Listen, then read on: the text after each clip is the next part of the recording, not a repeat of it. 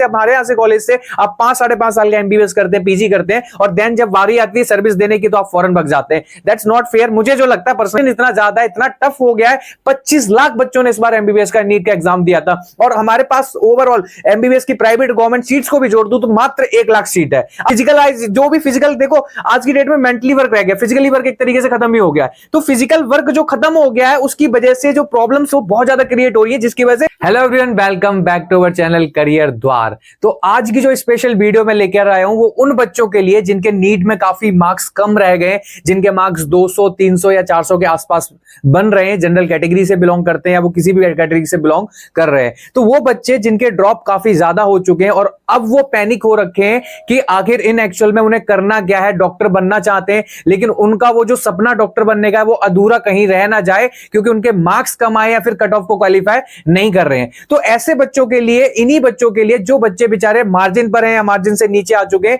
और वो डॉक्टर बनना चाह रहे हैं लेकिन उनको एमबीबीएस या बीडीएस या बीएएमएस जैसी बढ़िया सीट्स आपको नहीं मिल पा रही है। तो उन सभी लोगों के लिए, उन सभी बच्चों के लिए आज मैं एक बहुत ही बेहतरीन कोर्स के बारे में बात करने वाला हूं जिसका नाम है बीपीटी। ऑफिशियली अब अभी इसी साल से एनसीएचपी का रूल आने की वजह से जो कि बोला गया है कि जितने भी आपके बीपीटी के बच्चे होते हैं वो डॉक्टर लगा सकते हैं। अब क्या है ये रूल, क्या क्या चीजें हैं, ये सारी की सारी चीजें मैं आपको इस वीडियो के लास्ट तक समझाने वाला हूं। वीडियो को शुरू करने से पहले यही बोलना चाहूंगा कि आप अगर हमारे चैनल पर नए हैं और अभी तक आपने हमारे चैनल को सब्सक्राइब नहीं किया है तो कृपया करके चैनल को सब्सक्राइब करिए और बेल आइकन दबाना बिल्कुल ना भूलिए। यहां पर हम नीट से रिलेटेड, काउंसलिंग से रिलेटेड, डॉक्यूमेंटेशन से रिलेटेड टाइम टू टाइम आपको अपडेट्स पहुंचाते रहते हैं। चलिए स्टार्ट करते हैं अपनी वीडियो को। तो सबसे पहले समझ लेते हैं कि आखिर मामला, यानी कि अगर मैं एमबीबीएस का अगर कंपैरिजन करता हूं, ऑब्वियसली बात है एमबीबीएस की अगर मैं कंपैरिजन फिजियोथेरेपी से करता हूं तो क्या क्या मेरे लिए बेनिफिट्स है, प्रोस है और कौन कौन से मेरे कॉन्स है। अगर मैं एमबीबीएस की बात करूं तो उसके सबसे ज्यादा बेनिफिशियल, या फिर मैं बात करूं कि सबसे ज्यादा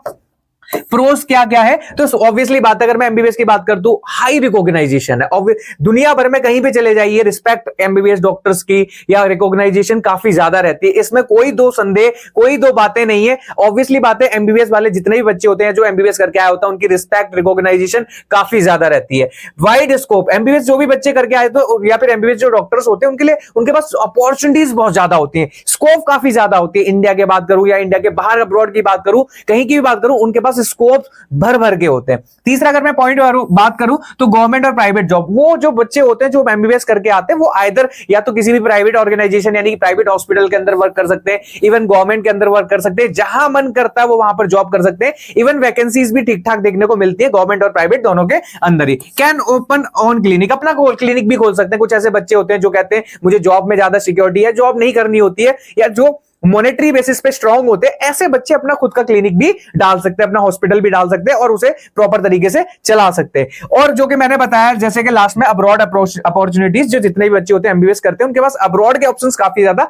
खुल जाते हैं। पीजी करने के बाद, स्पेशलाइजेशन करने के बाद ज्यादातर मैक्सिमम बच्चे कोशिश यही करते हैं कि मैं कैसे भी इंडिया से बाहर जाऊं। हालांकि ये बात देखो बहुत गलत है कि हमारे देश के कॉलेजेस आपको एमबीबीएस करा रहे हैं, जो भी चीज करा रहे हैं, पीजी करा रहे हैं, और जब आपके पास सही समय आता है देश को सर्विस करने के लिए और आप कहां चले जाते हैं, अब्रॉड चले जाते हैं। तो मेरे पर्सपेक्टिव से अगर मैं बात करूं तो मुझे लगता है कि ये चीज गलत है। अगर आप देश के लिए काम कर रहे हैं, ऑब्वियसली बात है डॉक्टरी एक सर्विस सेक्टर माना जाता है, ना कि ठीक है पैसा है, अर्निंग पोटेंशियल अर्निंग है आपके लिए, लेकिन इसको एज ए सर्विस भी जोड़िए कि अगर आप देश से, हमारे यहाँ से कॉलेज से आप 5-5.5 साल का एमबीबीएस करते हैं, पीजी करते हैं, और देन जब बारी आती है सर्विस देने की तो आप फौरन भग जाते हैं। That's not fair. मुझे जो लगता है पर्सनली लेवल में, बाकी देखो अपनी अपनी सोच है, समझदारी है, बाकी आप अपने कर सकते हैं। अब क्या क्या नुकसान इसमें देखने को मिलता है, देखो एमबीबीएस करना हर कोई चाहता है लेकिन आप सबको बहुत अच्छे से पता है कि कितना कंपटीशन है, क्या कट ऑफ जाती है। चाहे मैं ऑल इंडिया लेवल की बात करूं, चाहे स्टेट लेवल की बात करूं, जनरल कैटेगरी की बात करूं, किसी भी कैटेगरी की बात करूं, काफी टफ कंपटीशन है। लोग, बच्चे बेचारे ड्रॉप पे ड्रॉप, ड्रॉप पे ड्रॉप, ड्रॉप पे ड्रॉप लेते चले जाते हैं लेकिन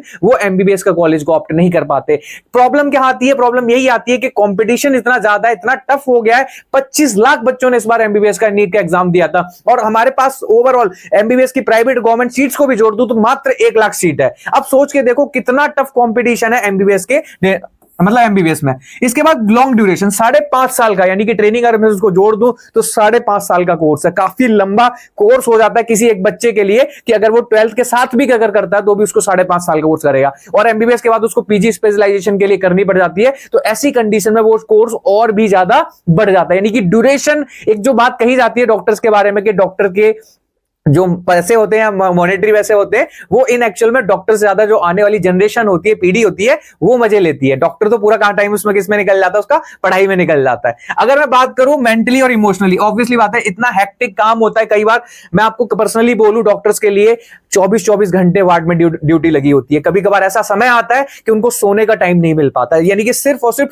मॉनेटरी, यानी कि मैं कहूं तो 2 मिनट 3 मिनट का, 5 मिनट का या 10 मिनट का सोना कभी कभी देखने को मिलता है। काफी मेंटली वर्क देखने को मिलता है, फिजिकली वर्क देखने को मिलता है, इमोशनली वर्क देखने को मिलता है। इवन कभी कभार ऐसे सिनेरियोज, केसेस भी आ जाते हैं, आप नोटिस करते होंगे कि डॉक्टर्स हैं, कभी कभार वन कंडीशन ऐसी आती है कि नहीं कर पाते, कुछ ऐसा नहीं कर पाते, तो सामने वाला बंदा, जिस पेशेंट या जो भी पेशेंट का कोई भी रिलेटिव होता है, वो कुछ भी डॉक्टर को बोल के चला जाता है। हालांकि इसके खिलाफ मुझे जो लगता है पर्सनल लेवल पे कुछ ना कुछ रूल्स नियम बनने चाहिए, क्योंकि कई बार ऐसे इंसिडेंट्स हम लोग देख चुके हैं, डॉक्टरों के साथ कितनी क्या क्या कंडीशंस की गई है, वो कंडीशंस, इसके ऊपर कुछ ना कुछ होना चाहिए। अगर आपको क्या लगता है, आपको जो भी लगता है, एक बार कमेंट सेक्शन में जरूर मेंशन करें मुझे कि इन एक्चुअल में क्या ये सही है या गलत है। कोई एक स्ट्रिक्ट नियम बनना चाहिए, नहीं बनना चाहिए, कि ये जो लोग होते हैं, रिलेटिव्स होते हैं, ठीक है, आपकी इमोशनली चीजों को हम कदर करते हैं, लेकिन इसका मतलब ये नहीं है कि आप डॉक्टर ही को जाके एक तरीके से उसको टारगेट करें। तो मेरा मानना पर्सनली यही है कि इसके लिए क्या होना चाहिए, क्या नहीं होना चाहिए, मुझे कमेंट सेक्शन में जरूर बताएं। तीसरा बताऊं तो एक्सपेंसिव इन प्राइवेट, ऑब्वियसली बात, अगर मैं बात करूं, इतना टफ कॉम्पिटिशन होने के बाद जब हम कॉलेज में एडमिशन लेने जाते हैं तो काफी एक्सपेंसिव पड़ता है।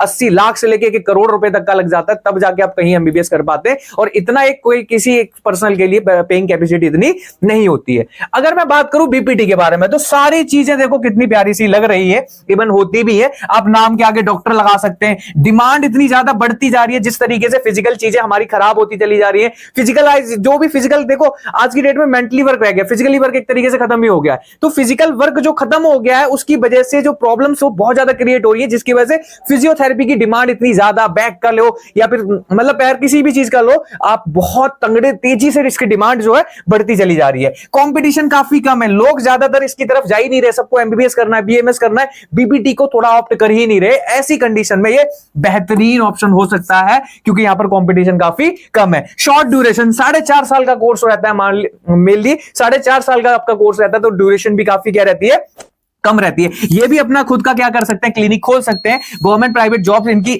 ठीक है, गुड अर्निंग पोटेंशियल भी, अर्निंग पोटेंशियल या अर्निंग कैपेसिटी की बात करूं, ठीक ठाक है। देखो एमबीबीएस की कंपैरिजन में बात नहीं करूंगा, लेकिन जब हमें दिख रहा है, हमें चीजें दिख रही हैं, तो मुझे लगता है कि कई बार इंसान को आपको सेकंड लेवल पे जाके भी सोचना चाहिए कि मेरे लिए क्या बेस्ट है और क्या बेस्ट नहीं होगा। तो earning potential as a MBBS की तरह तो नहीं बोलूंगा, लेकिन इतना है कि हाँ ठीक है, मैनेजेबल है। थोड़े समय बाद फिजियोथेरेपिस्ट बहुत अच्छा और बहुत मोटा पैसा कमाते हैं। अगर मैं कौन की बात करूं, तो मैंने बोला लिमिटेड मेडिकल अथॉरिटी, थोड़ी सी मेडिकल में अगर देखने जाओगे या कई हॉस्पिटल्स के अंदर इवन फिजियोथेरेपिस्ट होते भी नहीं है, तो ऐसी कंडीशन में मेडिकल अथॉरिटी थोड़ी सी कम होती है। मिसअंडरस्टूड पैसे, देखो होता क्या है, फिजियोथेरेपिस्ट को ज्यादातर हमारे जो हॉस्पिटल्स होते हैं वो इतना ज्यादा डिमांड में नहीं लेते या इतना ज्यादा उसको वैल्यू नहीं देते, तो थोड़ा सा मिसअंडरस्टूड भी इसको किया जा रहा है। हालांकि ये सेक्टर आने वाले समय के अंदर बूम होने वाला है, इस बात की गारंटी मैं दे सकता हूं। दूसरी अगर मैं बात करूं फिजिकल वर्क, जितना भी फिजियोथेरेपिस्ट होते हैं उनका फिजिकल वर्क ज्यादा होता है रेदर देन मेंटल या सोशल या इमोशनल। इनका फिजिकल वर्क ज्यादा होता है, जितने भी आपके फिजियोथेरेपिस्ट होंगे उनका वर्क मेनली क्या होता है, फिजिकल होता है। और अगर मैं बात करूं लोअर एंट्री सैलरी, ये सबसे बड़ा कारण रहता है जिसकी तरफ फिजियोथेरेपिस्ट में की तरफ लोग बच्चे जो नहीं आकर्षित होते। उसका कारण क्या है, स्टार्टिंग में सैलरी थोड़ी सी कम रहती है, लेकिन मैं आपको इस बात की गारंटी दिलाता हूं कि अगर आप अच्छे अपने प्रोसेस को सही तरीके से कराते हैं, आने वाले समय में अपना क्लिनिक डाल के जॉब करके आप एक अच्छा अर्निंग पोटेंशियल भी कर सकते हैं। तो ये सारी चीजें हैं फिजियोथेरेपी के लिए। अगर आपको एडमिशन से रिलेटेड या किसी भी काउंसलिंग से रिलेटेड कोई प्रॉब्लम होती है तो आप हमें कांटेक्ट कर सकते हैं। अगर फिजियोथेरेपी से रिलेटेड और इंफॉर्मेशन चाहिए तो भी आप हमें कांटेक्ट कर सकते हैं। अगर आपको एडमिशन से रिलेटेड इंफॉर्मेशन चाहिए तो भी आप हमें कांटेक्ट कर सकते हैं। हम सभी के बारे में डिटेल में आपको चर्चा करेंगे, सारी चीजें बताएंगे। आपके एडमिशन के प्रोसीजर को लेकर अगर प्रॉब्लम आ रही है, कहां से करें, कितने में होगा, नीट में ये रैंक है, इतने मार्क्स है। लेकिन अगर आप बनना चाहते, करना चाहते हैं, तो डेफिनेटली आप हमें संपर्क करिए किसी भी तरीके से नंबर के जरिए, और डेफिनेटली हम आपको एक तरीके से कोऑर्डिनेट करेंगे। तो आज की वीडियो में इतना ही, आप सभी को समझाने के लिए। जो मेरा जो मोटिव था मेरे ख्याल से आपको समझ में आ गया होगा। अगर नहीं आया होगा तो पहले की तरह आप किसी भी एक कमेंट सेक्शन में जाके आप अपना कमेंट छोड़ सकते हैं। हम या हमारी टीम में से कोई ना कोई आपको जरूर कोऑर्डिनेट डेफिनेटली कर लेगा। तो चलिए मिलते हैं अपनी नेक्स्ट वीडियो में, तब तक के लिए bye bye, take care and thank you.